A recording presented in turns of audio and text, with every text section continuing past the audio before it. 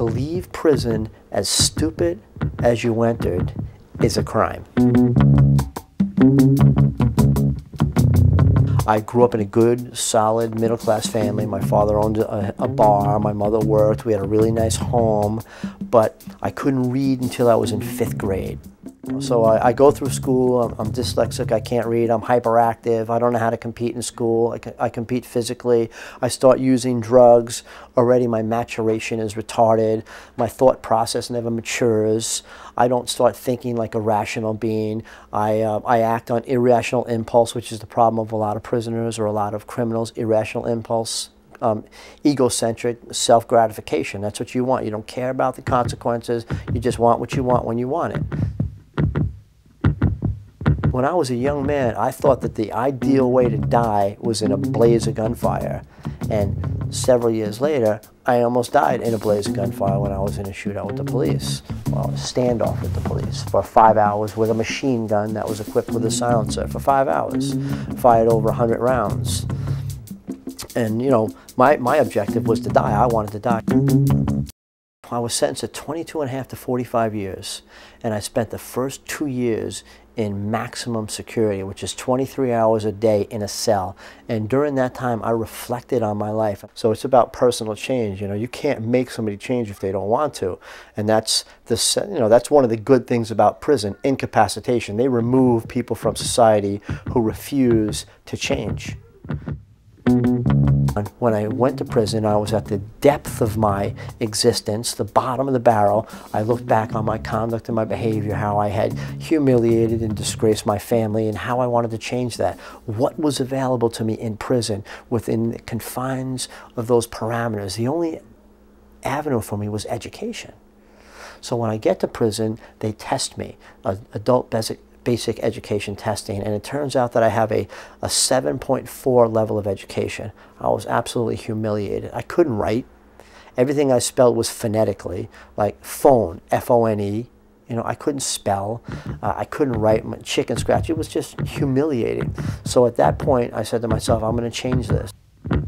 GED wasn't good enough for me. I had to have a high school diploma, so I got my high school diploma. At the same time that I was pursuing my high school diploma, I got my paralegal degree, and I just became totally infatuated with law and knowledge, and it just became a thirst that I could not quench, and I just pursued it, and as my family saw me doing this, they paid for it. My mother, my father, my brother, my sister, my grandmother, my uncle, they chipped in to pay my tuitions. They sent me books, my friends.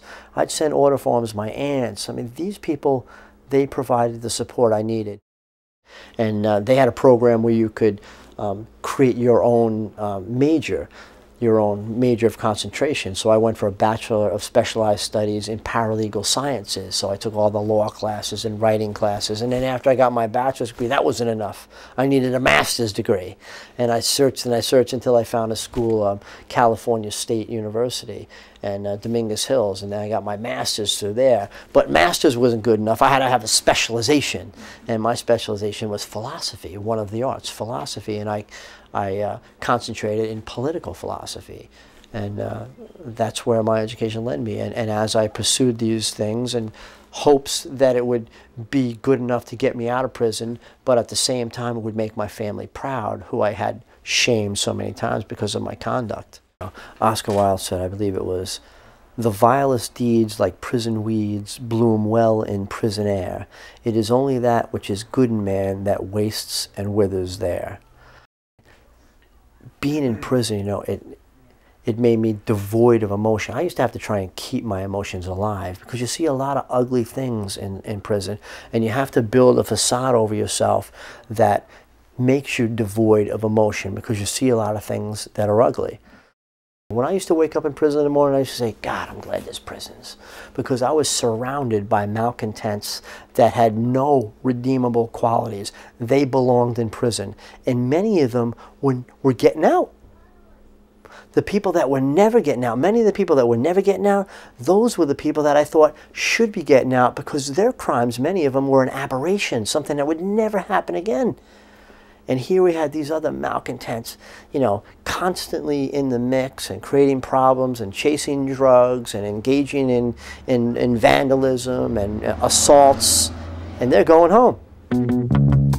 Who's going to be attracted to this type of job? Who do you know that grows up and says, I want to be a prison guard? And I worked in the warehouse with him, and he came to me practically in tears saying, Mike, my God, you should see what they were doing to the guys in the room. They were beating them. I said, whoa, whoa, whoa, what was going on, man? Well, they had a riot, and all the guys were coming in, they were beating them. So I said, get me somebody, get me some people to talk to. So I started interviewing guys that witnessed the beatings and taking affidavits from them. Then I was able to get to some of the guys that were beaten and get affidavits from them. So what I did was I coordinated the transmission of this information to a reporter, a guy named Alan Cullison, for the Hartford Courant, who wrote an in-depth story that turned out to be a front-page Sunday expose on prison brutality. Now, he was so scared by the pressure that came down on him after this expose that he started questioning the truthfulness of it. And I said, listen, if you don't believe this, I'll get you affidavits for everything. And I said, however, if I give them to you, I want you to write an article because I'm sending them to the U.S. attorney and I'm demanding a federal civil rights investigation. He said, okay, okay. I sent him the articles, the affidavits, and he wrote the article saying inmate demands a civil rights investigation, which instigated a 2-year federal civil rights investigation against guard brutality at Sommers. I mean, they were just, you know, they had lost their humanity. They had regressed to the depth of violence that the inmate population had been engaged in. Well, when you go to prison in democracy, it's supposed to be a rule of law in there too. You can't just throw the book away when it's not convenient to you anymore. And that's what happens in prison.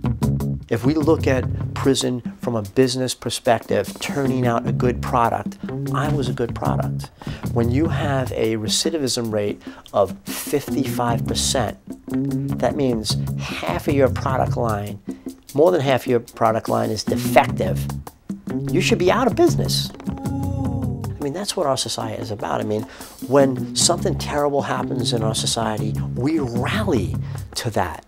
We rally to that, and that's what makes our country great. We rally to a cause, and we help people. Our humanity, you know, our charity. I mean, we believe in that, man, and we rally to it. We need to have some type of credible transition program which becomes part of the community, where people know that there are people there that are trying to get their lives right and given a second chance. But the ones that are willing to work, help them. And the best way to do that is providing them with a platform, with a transition back into society. You know, help them get a job, vouch for them, you know, if they earn that. And it's all about earning, you know, it's all about earning your respect and earning your credibility.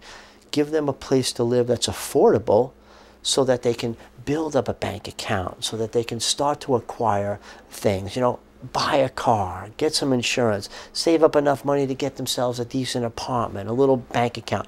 They just need a little help. If we had that transitional facility for those people who are willing to work to attain a better future, then that would be great. And the failures, they go back to prison.